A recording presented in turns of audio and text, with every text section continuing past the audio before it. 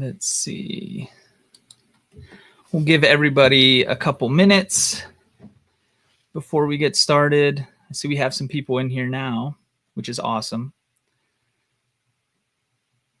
If you have questions as I go through this, feel free to put them in the chat. Blaine will read them and either shoot them over to me, or we can do a Q&A at the end if you want to hang around.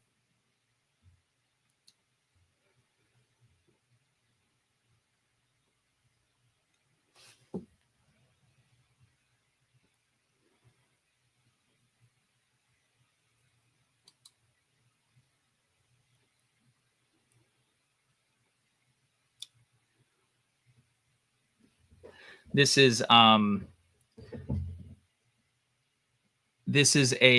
kind of part 2 from the last webinar. I don't know if anybody here was on the last webinar that was about buyer personas, what most marketers get wrong with buyer personas. This is kind of the follow-up to that.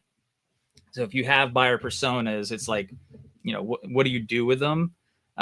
This kind of will help map out the mission of your buyer personas, or your heroes, as we call them.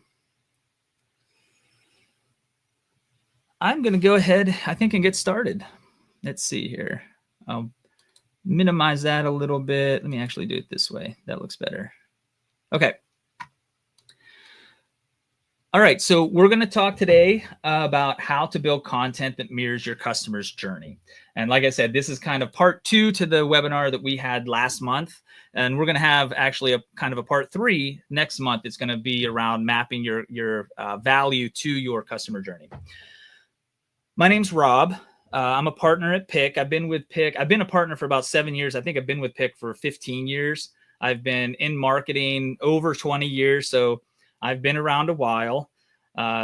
Last month I said I've seen a lot of buyer personas, and I've seen a lot of people not use them. Well, I've also seen a lot of customer journey maps, and I've seen a lot of people not use them.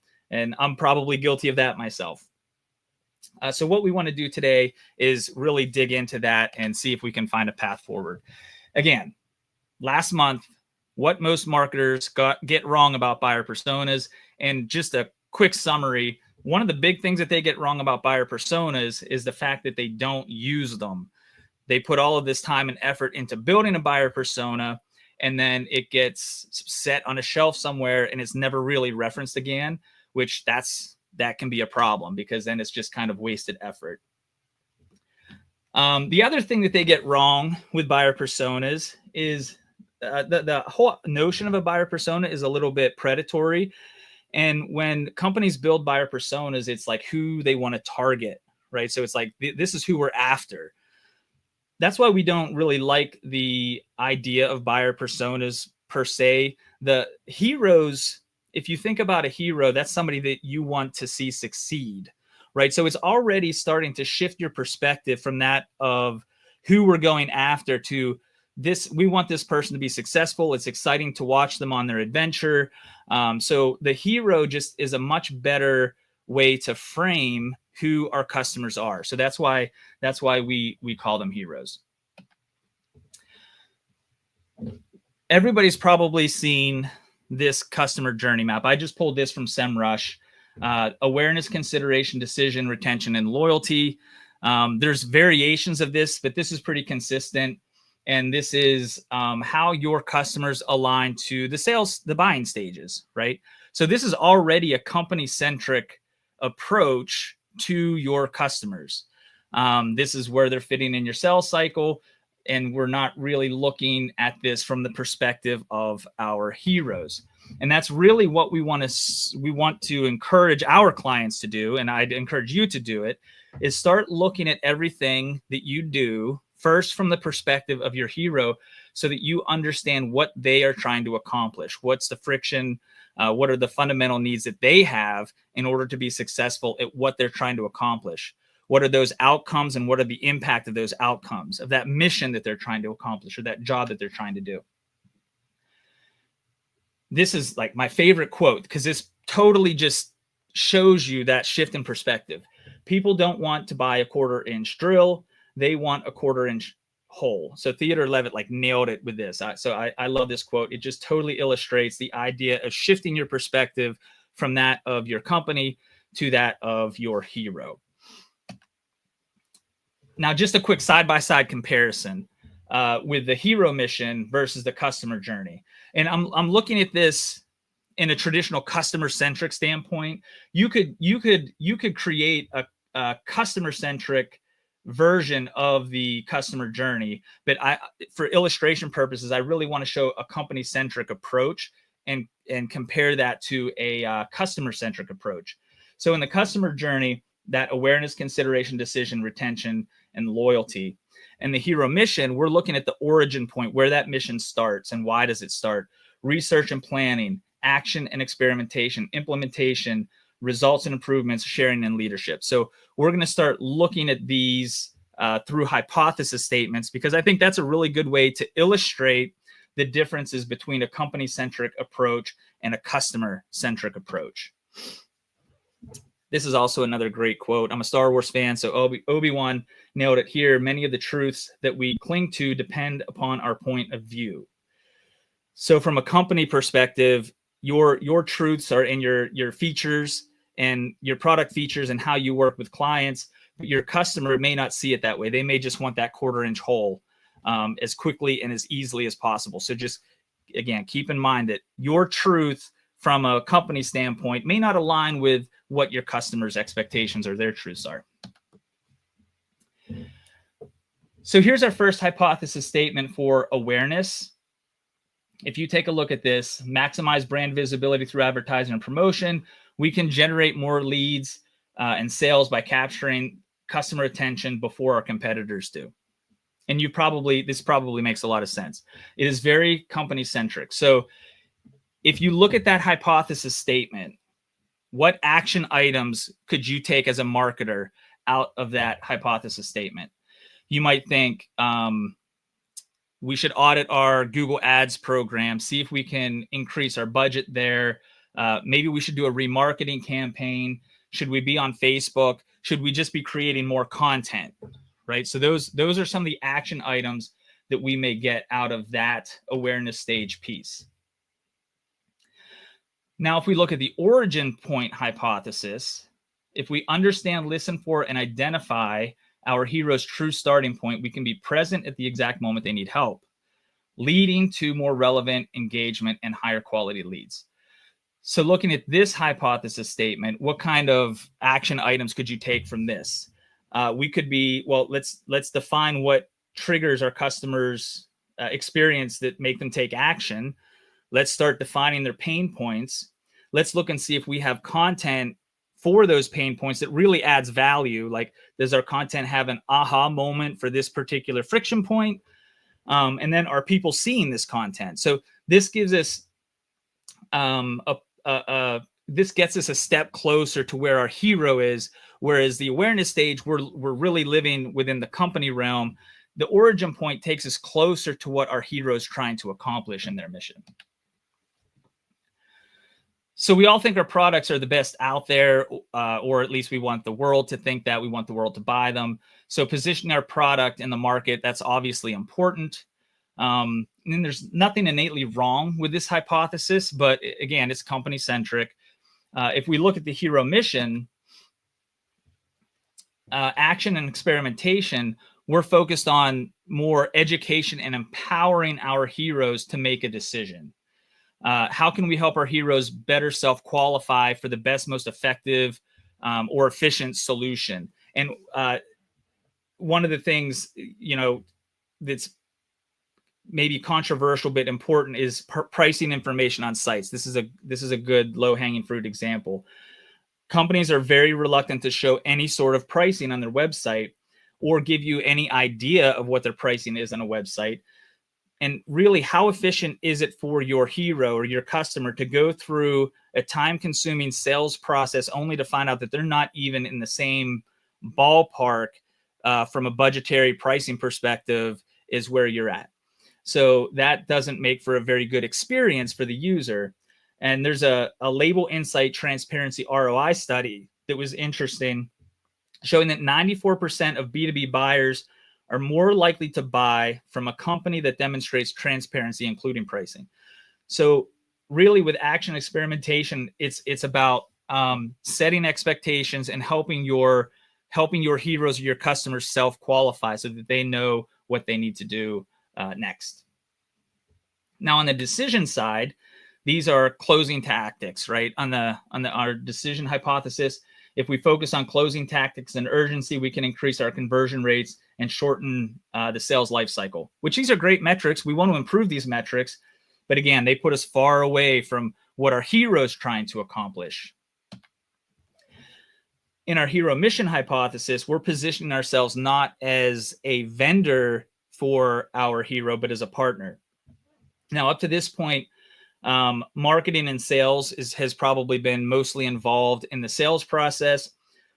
Really, this is a great time to get product and service delivery involved. Look at getting support involved, and just finding ways that you can add value here to the hero's mission.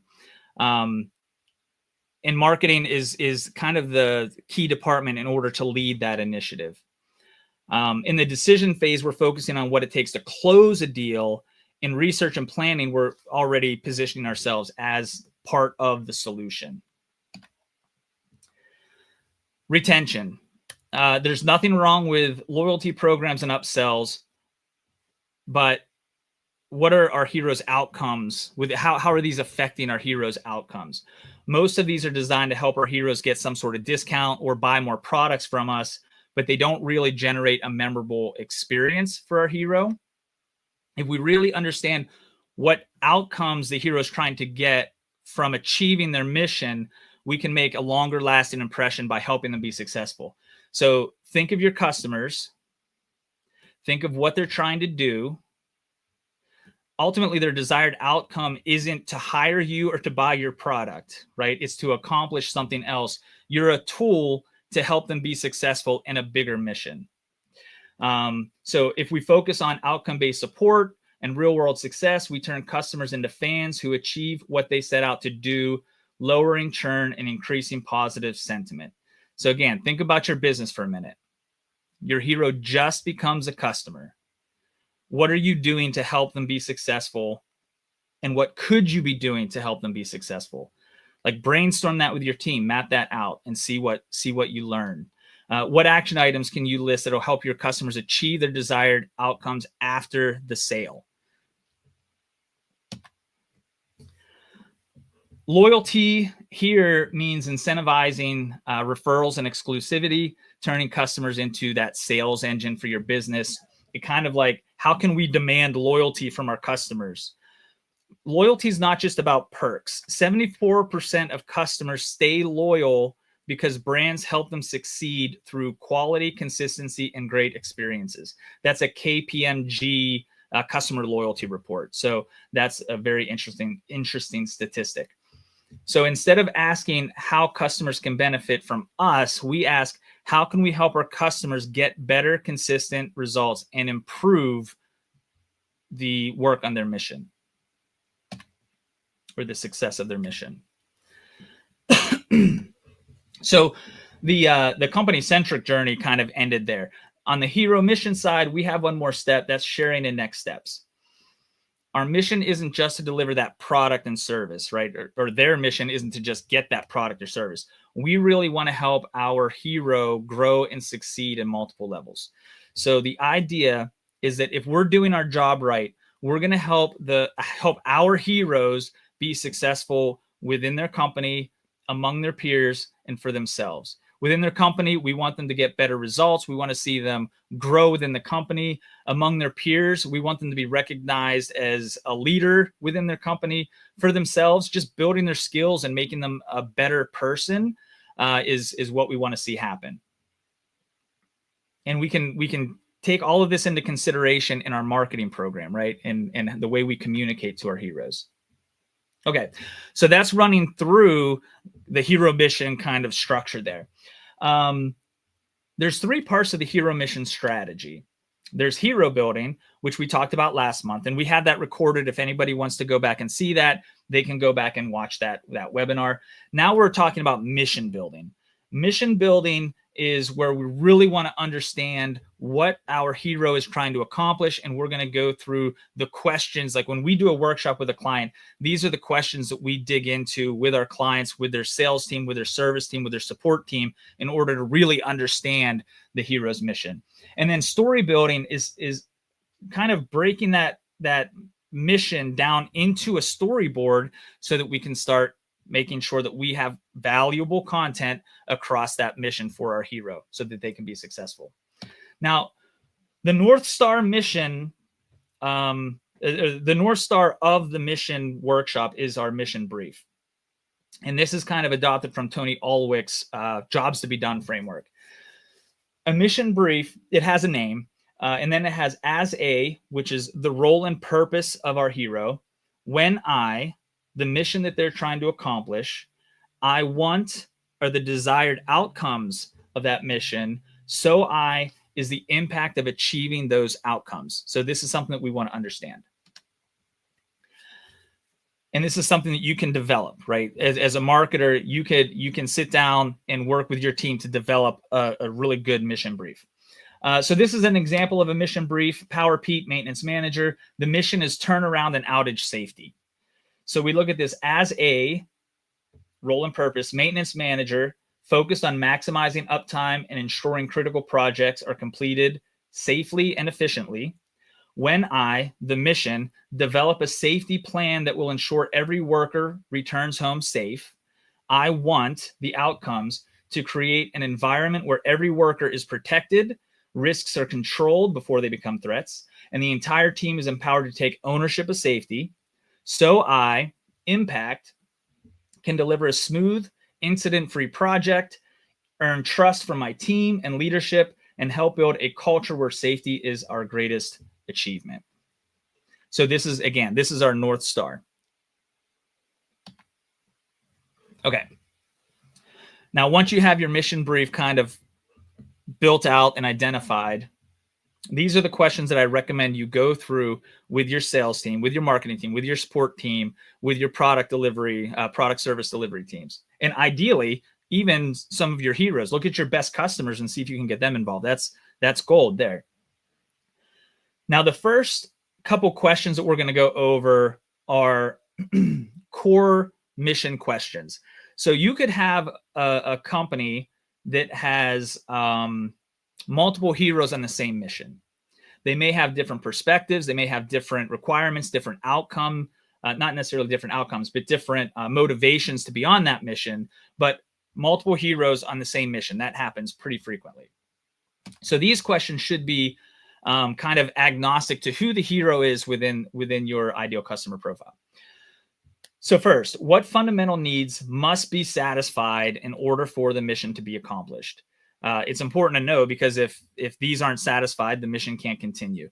This could be a regulatory requirement. They have to meet some sort of compliance check or something like that.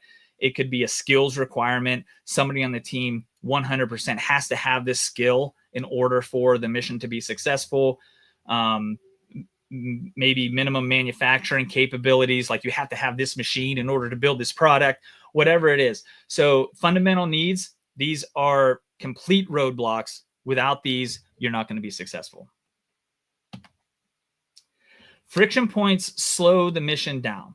So these don't stop the mission from moving forward, but they impede progress toward the mission.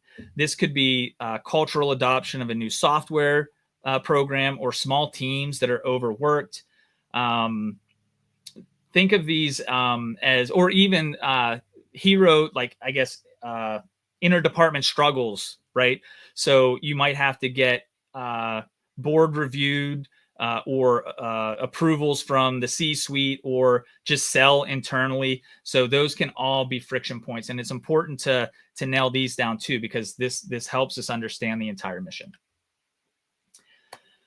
What financial requirements are necessary to be successful? So this isn't the cost to do business with you. This is the financial cost of being successful in the mission. So understanding what that budget looks like, not just from what your cost is, but do they need to hire a new person? Are there other initiatives that are competing with this? That's good to know too, right? So anything that any kind of financial requirement you want to understand and break it down so that you can get a complete picture from your hero's perspective, what they're looking at and what they have to overcome and what they have to fit your service delivery into. Alternative solutions to this mission. This is really important. Every mission has an alternative solution to the one you're providing. This could be maintaining the status quo. We'll just kick the can down the road, keep doing what we've been doing. Or it could be, you know what, we're not even going to do this mission. We don't care anymore for whatever reason. We'll just kind of grunt through it. So think of all the alternatives that are possible. And this can be competitive alternatives as well. Which of these alternatives do you see as a stepping stone from where they're at now to work with a service provider such as yourself, or a product provider such as yourself? Like, are they using Excel right now for project management? And it's just, it works kind of good for them, but it's getting overly complicated. So now it's time to start looking at a better project management tool. So think about things like that. And talk to your sales team, because I'm sure they have a ton of information about prospects who have tried or are using alternative solutions to the mission. So the sales team is invaluable here. So is your product the best fit available for your ideal customer profile? And when I say ideal customer profile, I'm talking about the companies that you have kind of defined as these are the companies that we should do business with. Like they match the industry that you want, the company size that you want. So that's your ideal customer profile. So is your solution the best fit for that ideal customer profile? If it's not, then maybe you need to redefine your ideal customer profile so that you have the best product offering within that that defined customer profile. Or maybe you could look at tailoring your product or service to make it better, to make it the best or highly competitive for that ideal customer profile.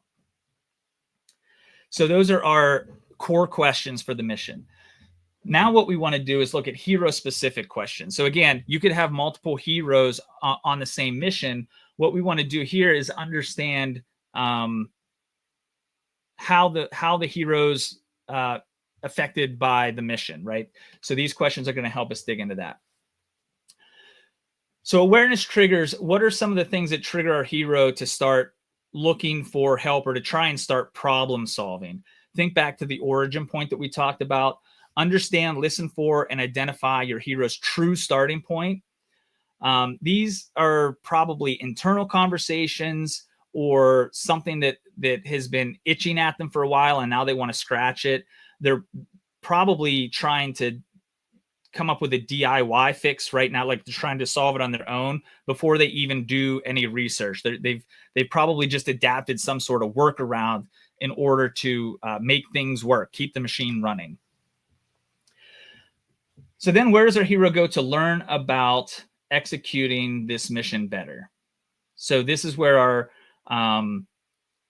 hero is going to go start to figure out, okay, we need a real solution. So this could be peer groups, trade publications, websites. Think about learning as passive and active learning.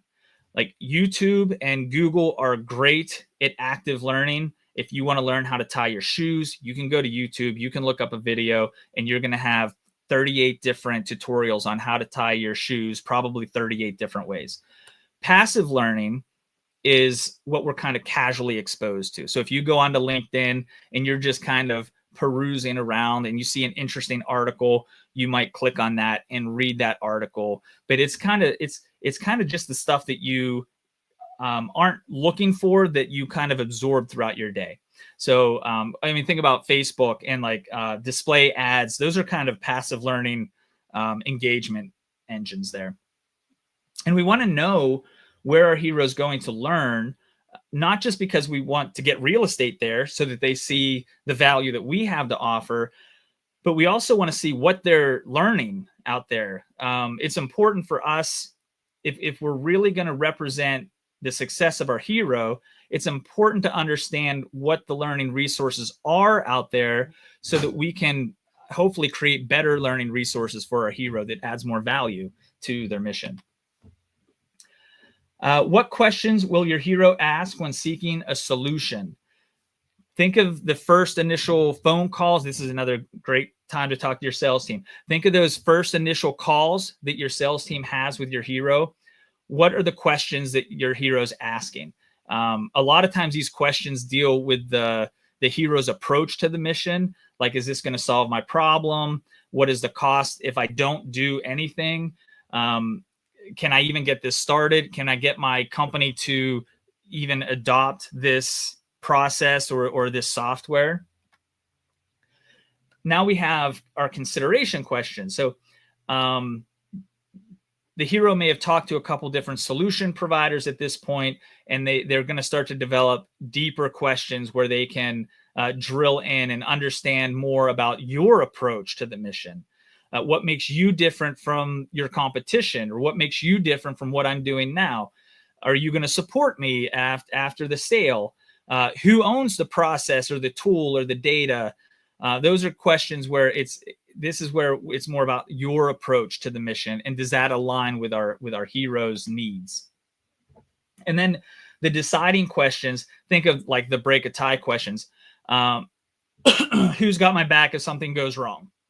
Like, who of my options, who's going to better support me if things go disastrously wrong? Which provider is going to make it easier for my team to implement, easier for my team to use?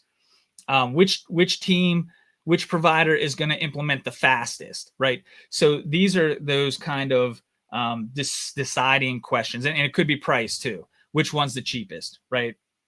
But think of these questions as, how well are we going to work together as a team? So looking at those three questions, don't worry so much about like what is this the right category for this question to be in, or should we move it to this category? Really, the North Star here is that we're just trying to pull this information from our teams, right? We're trying to pull this information from the sales team. We're trying to pull this information from our service delivery, our support team. We, as marketers, we want to have all of these questions at our disposal so that we can understand our hero's perspective better, and then we can start creating content that helps them be successful. So what does success look like for your hero? It's important to understand what success looks like for your hero, because we want our hero to be successful. So what does it mean to them? And we like to identify success and we talked about this earlier, or I talked about it earlier, through the eyes of their company, their peers, and themselves. And by identifying what success looks like to them, it helps us better kind of position ourselves as a delivery vehicle for that success. And that's a hugely valuable thing to do. So as a new customer, what are your biggest challenges moving forward? And then how do you as a company help alleviate or solve for these challenges?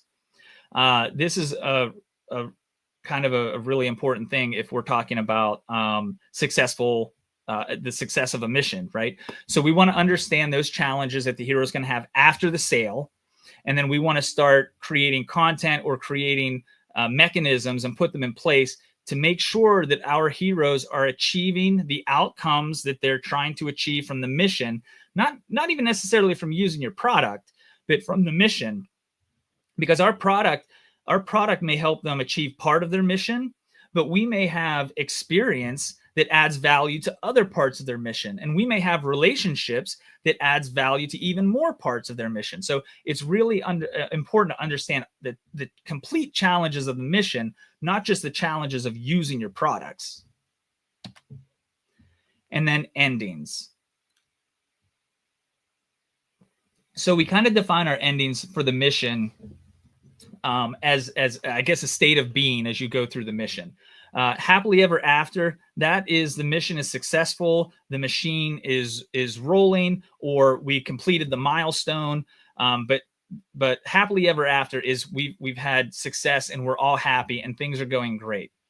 A cliffhanger ending, that's when the mission maybe almost worked out or it sort of works. We're on HubSpot, but we're using 5% of it and the marketing team loves it, but sales, service, and support could really care less about it. That might be a cliffhanger.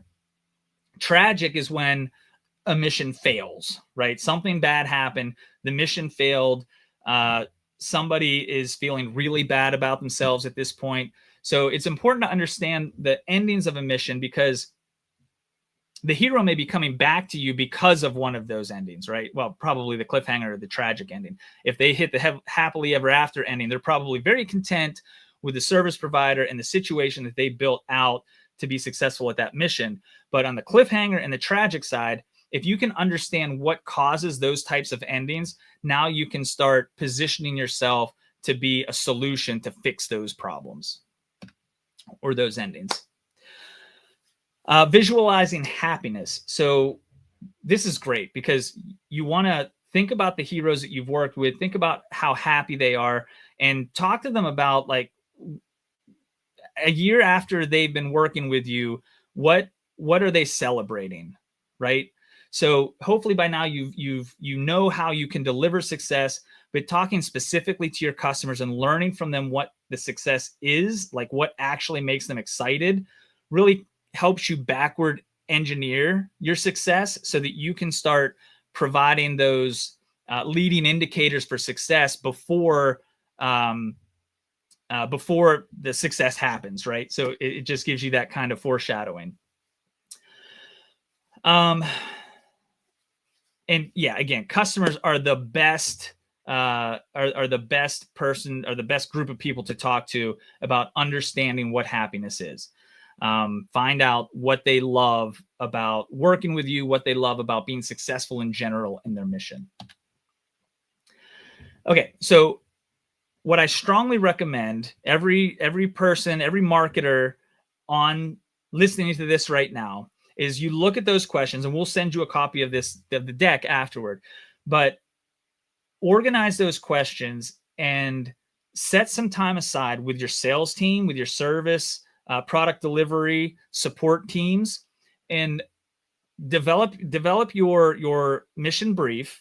And maybe you want to do this on your own as a marketer. Develop the mission brief, share that with those teams, sit down and go through these questions. It would probably take 2 or 3 hours, but go through these questions, and it'll really give you a clear picture from your hero's perspective of what this mission looks like. And absolutely, if you can, try to also talk to your existing customers or people within the market that that this mission is relevant to, so that you can learn even more from them, right? Okay.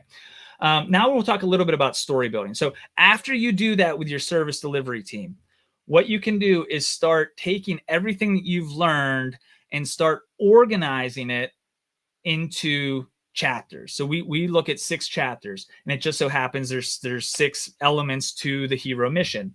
Now what you see here, it's mapped out: origin point, research and planning, action and experimentation, implementation, results and improvements, sharing and leadership. Now you don't have to, like, this isn't black and white. Only a Sith deals in absolutes. So if you need to modify that structure to fit your customer and your business, then by all means do it. This is just a guide, right?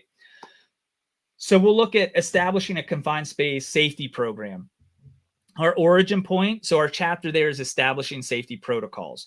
Research and planning is equipment readiness and inspection. Action and experimentation is emergency response planning. Implementation is managing team fatigue. Results and improvement, addressing friction points to safety. Sharing and leadership, continuous improvement and safety culture. So this is kind of how this story was mapped out within those 6 chapters based off of the workshops that we went through. Now, our happily ever after is 0 injuries, safety plan and process in place, 100% confidence. So beautiful, beautiful happily ever after ending. Cliffhanger, you know what? We're just going to kind of do what we've been doing. It's worked so far, right? So we're just going to roll the dice, see what happens. Tragedy, major workplace injury. We can't let that happen again. We need a safety strategy, right? So that kind of encapsulates the storyboard of the mission and the work that we've done for that mission. So once we have the chapter, right? So let's take a look at establishing safety protocols. All right, once we have the chapter, we want to go through all of that work we did in the mission, and we want to take all of the friction points, needs, and everything that we've accumulated and we categorized in establishing safety protocols, and we want to start analyzing that to see, is this going to be good content that we can put out there that is going to provide value to our heroes? So in this example, we came up with 3 content pieces for demonstrative purposes. So for establishing safety protocols, it could be why scoping your project safety needs saves time and money, right? So we have this content piece. We created it. We think that it's very valuable. Now we put it out there. So we want to make sure that we have it optimized for search so that people can find it when they need it, when they're looking for it, when they have that friction point or that itch that they want to scratch, we want them to find it. We can share it on social media for passive learning, so that if our engineers just out there looking around, or if our maintenance managers out there looking around on LinkedIn and they see that could be like, oh, well, that's kind of interesting. I want to look at that. It could also be good for active learning, where if the sales rep is talking to somebody and they have a need, like, man, I don't even know how to scope a safety project, and I don't even know if it's worth the time and money. Then the sales rep can be like, oh, I have a content piece for that. And they send that content piece over so that the hero can actively learn now. And then you can even do direct mail depending on your content pieces and what you want to do with it. Basically, think about your content and think about the best ways to get the eyeballs on it based off of where your heroes go to learn, right? Where do they go to learn actively? Where do they go to learn passively? And then try to take up that real estate with the value that you're offering. Now, once somebody comes to your website and they start viewing the content that you have, you can start remarketing to them so that you're sharing more valuable information with them. For example, if they start looking at your blog content, you can offer them a daily safety briefing script. The content, it's kind of like an upsell on your content. You can put it behind a paywall if you want. You don't have to. The idea with this content is that like a blog post might be something that they read, but a higher level content piece is going to be something that they leverage to make a decision, or they integrate into their routine. So if you think a daily safety briefing script, so I'm going to take this briefing script and I'm going to build my own script off of it. So now that safety script has actually influenced that hero's process moving forward, right? So that's a high impact action item, or that's a high impact value content piece. So as you go through the mission and you build it out and you develop your chapters and you get them built out, what you want to do, what you may want to do first, you're probably going to have content that you want to create, but you may also want to go back and look at the content that you already have and start mapping that content to your mission so that you can understand what you already have available, and is that content providing the value you want it to provide. So a good tool to do this with is SEMrush or Screaming Frog. Any tool that will allow you to ideally look and see what's in Google's index already, or do a direct crawl of your site to pull down everything that's available currently on your site. It's nice to have both, because if you do the site crawl, that's going to show you everything that's available, and you may see things that you created that aren't even in the Google index. So that's valuable information to know. SEMrush is going to show you everything from kind of Google's perspective. So they'll index everything that Google has in their index, and they'll list it out for you and try and show you how well it's ranking within the Google engine. That's also very valuable to know. So use these tools to download all of your existing content, and ChatGPT can be your friend here, because once you have your mission defined and your storyboard built out, you can feed that and your URLs into ChatGPT and say, hey, can you take a stab at mapping this out for me so that I understand, best guess, what content goes in what chapter? And then after you do that, you can go through and you can pull things that don't make sense, like ChatGPT, you lied, this doesn't go here, pull that out. But you can look at the ones that are relevant in there, and now you kind of have that storyboard initially built out. And at that point, there's things that you can do. Really, you want to look at that content and say, number one, What's the aha moment for this piece of content? What is the key value driver that this content piece is offering? Is this ranking in Google currently? What do I need to do to make it rank better, right? So we're looking at that content. We're making sure that it's relevant. Do I need to tweak it so that it better aligns with the perspective of my hero, right? So that gives you an entire content library that you can start working on to improve leads. Also, when you look at your content, do you have CTAs on your blog posts that's going to that higher value content offer that's on your website? So there's all kind of stuff that you can do there. And we'll talk about mapping value in the content next month. Now, if you, for some reason, can't get a list of your URLs, you don't have a tool for that, I'm going to tell you to reach out to Blaine. Blaine is my partner. Just shoot him over an email and say, can you send me a list of URLs for my website from SEMrush? We'll put together a SEMrush report for you, and we'll send that over to you so that you have a list of URLs and you can kind of get some data there, and you can start mapping out your content to your story. Because you are going to go back to your teams and you're going to sit down and workshop out a mission and a story, right? Also, Hero Mission has been like a passion project of mine for a couple years. We're very excited about building out a platform for Hero Mission. We have a wait list going on. If you're interested in joining the wait list, this is a tool that is it will leverage AI, but it's really going to structure everything in an organized way so that it's very easy for your sales team and service delivery team to find content that's relevant to a specific mission, to a specific hero, and it'll measure engagement and things like that. So this is in production right now. We're working on it, and if you're interested in using this platform, feel free to join our wait list. Upcoming webinars. August, I'm going to do a webinar, how to map your company's value to the Hero Mission. So I'm going to dig into looking at your blog posts and how can you make sure that you have the value that your company offers in those blog posts, going to the right places so that we can try and improve conversion rates on the website. September, SEO that serves the mission. So this is going to be a great webinar from our SEO team about getting our site ranking better on website. And remember, this content that we're creating, we've established that it's valuable to our hero on the mission they're trying to accomplish. And we definitely want to get eyes on it. So SEO is the way to do that. And then turning existing content into an SEO funnel is going to be an October webinar. So I encourage anybody that's interested to sign up for those webinars. You can sign up for alerts for future webinars by going over to walkwithpick.com/events, and you'll get added to our list for new webinars coming out.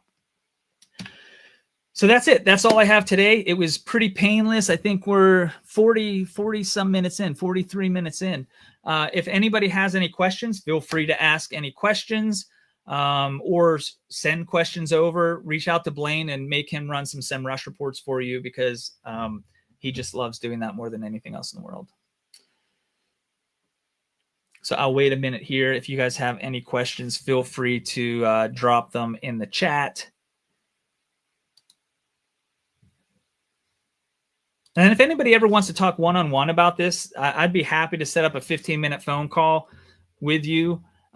You could also just shoot me an email, robb@walkwithpick, and ask for a 15-minute call, and I'd be happy to just have a conversation with you about your marketing approach and what my thoughts are on it. Sometimes it's nice to have that outside view looking in. It can be useful.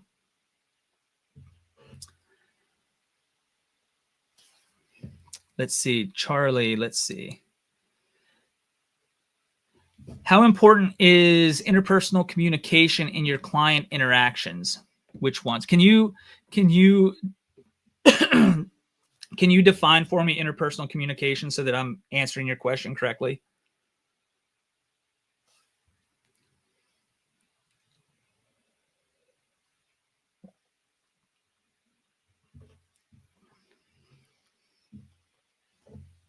like if you're talking face to face, face to face is like awesome. We and any for us as a consulting agency, being able to go face to face and talk with a client is hugely valuable.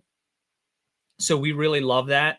And but even for us, we find that even local proximity, people have an affinity to that. So they like to know that you are close close to them.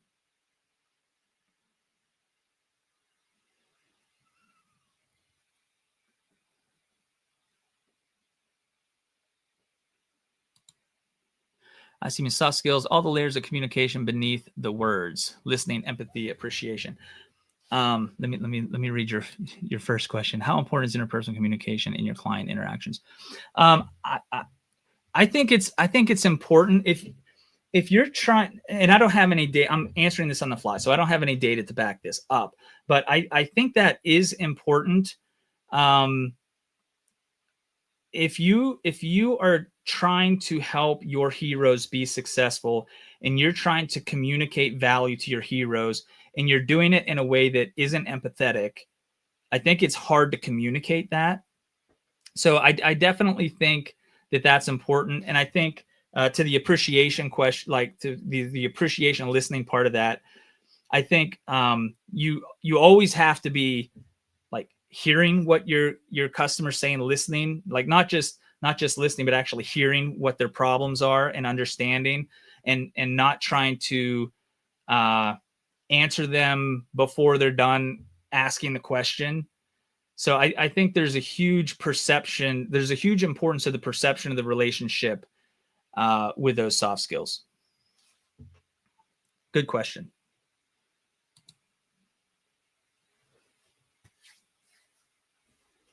All right. Well, then I am going to let everyone go. Again, if you want to have a 15-minute call with me, shoot me over an email, robb@walkwithpic.com. And then other than that, I will see you guys next month. Thank you.